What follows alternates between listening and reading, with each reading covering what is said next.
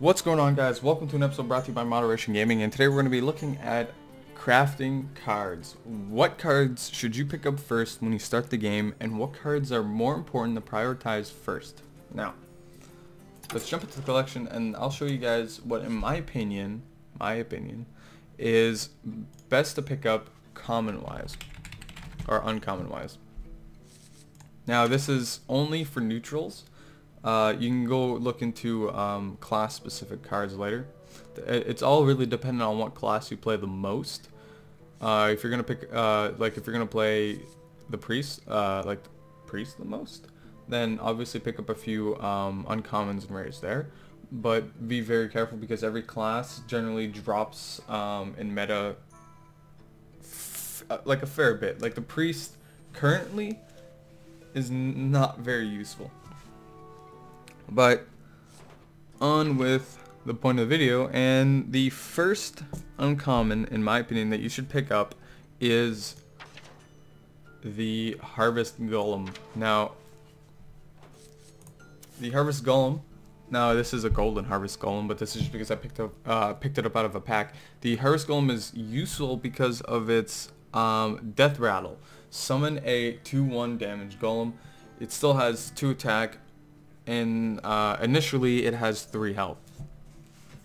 This is very useful, especially at turn 3. In my opinion, it's one of the best turn 3 drops in the game, and you use these in most of the decks you use. Now, when you're crafting neutral cards, you have to think of what am I going to use in most of the decks that I'll play. And in this case, I use Harvest Golem in almost every deck I play. So obviously I'm going to pick up Harvest Golem to use in my decks. Now next, something is over here somewhere. The Spellbreaker. Now the Spellbreaker is a 4/3. I generally only run one of these in my deck. The Spellbreaker is useful for its battle cry, silence a minion. Now the silence is so useful. You can also, depending on what deck you're playing, if you're playing an aggro deck, you might want to use a different silence, but if you are playing a slower deck, like maybe a certain mage deck or a paladin deck, you might want to run Spellbreaker to have the 4/3 body as along with its battle cry for silence. But if you're running more of an aggro deck, you can also pick up. This is going to be coupled with it, depending on what style you generally play more. If you play slower decks, then go with the Spellbreaker. But if you play more aggro decks, then you're gonna want to focus on something like the Ironbeak Owl. Now the Ironbeak Owl is a 2/1, and you also silence it. Now this, you also have a silence. My damn Skype going on in the background. But anyways, you can use the owl for the silence, and that's its general purpose. Now, you generally let me actually touch on what you actually use it for. You generally use it when you're playing aggro to push through taunters. That's the main purpose. Now, next on the list would be a actual uncommon replacement for Sylvanas Windrunner, and that is the Venture Co. Mercenary. The Adventure Co. Mercenary, it does make all your other minions cost 3 more, but because it's a 7/6 at turn 5, they're generally want to take it out, so you at least have a 2-card, like a 2-for-1 card here, and by next turn, if your character's, if the opponent you're playing against is smart enough, then he'll most likely take out the Adventure Co. But if it's going to get Peacekeeper, then it's fairly useless, and you'll want to run it into a very high hitting minion in that case, so you can summon more minions.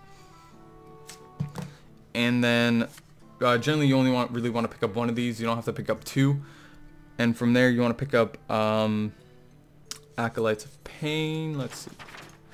Acolyte of Pain, whenever the minion is damaged and you draw a card, this is very useful for card draw, so you want to use the Acolyte of Pain in that respect. It's a good turn 3 drop, but it's also good late game, especially if you're playing a mage. You can drop that and use your Fire Blast to draw a card. Now, as well as from there, I don't know if I actually talked about the Loot Hoarder. This is also fairly important. It might be the last to prioritize because it's fairly slow at what it does, and it's to draw a card. But it's good to drop at turn 2, and it's basically 2-1, and you draw a card with the Death Rattle, and that's actually fairly useful to pick up. But other than that, let's move on to the rares. Now this is the big ones, right? Neutral card wise, the first thing that I would pick up, because it's the card I probably use the most in all my decks, even in aggro Warlock, I use Defender of Argus. Defender of Argus gives adjacent minions +1/+1 taunt. To adjacent minions, you get +1/+1 and taunt. That is very useful in my opinion. In my opinion, it's one of the best rares in the game. This is the first card I'd pick up if I were you. As well as the Sunfury Protector, it gives adjacent minions taunt. It might not give them +1/+1, but this is probably under the Argus, and you get the Sunfury Protector for giving your adjacent minions taunt. Now, that can be used to protect other minions, or you can also use that to protect your life total. These two here are coupled very well with Twilight Drake, but this is the last rare I'd pick up in the list. We'll touch on Twilight Drake after that, but actually we're gonna go to the Twilight Drake's bro, the Azure Drake. Now for the Azure Drake, you actually get +1 spell damage, which is fairly useful for almost any deck, and you also get the card draw, and it's a 4/4 body. This would be about the third rare I'd pick up when you start the game. Pick up that Azure Drake. It's useful for the card draw, and it's one of the best turn 5 drops you can use. Now, the next card I would pick up would probably be the Argent Commander. It's a charge with Divine Shield. You'll pretty much get to wipe out most cards on the field when you drop this down. It's very useful for gaining board advantage. You'll almost always get a 2-for-1 for the Argent Commander, so you might as well pick that up. It's really good for getting board advantage. And you might as well pick that up. It's it's not necessarily the most important card, but it's a fairly useful card, and you at least run one in most of I generally run at least one in most of my decks.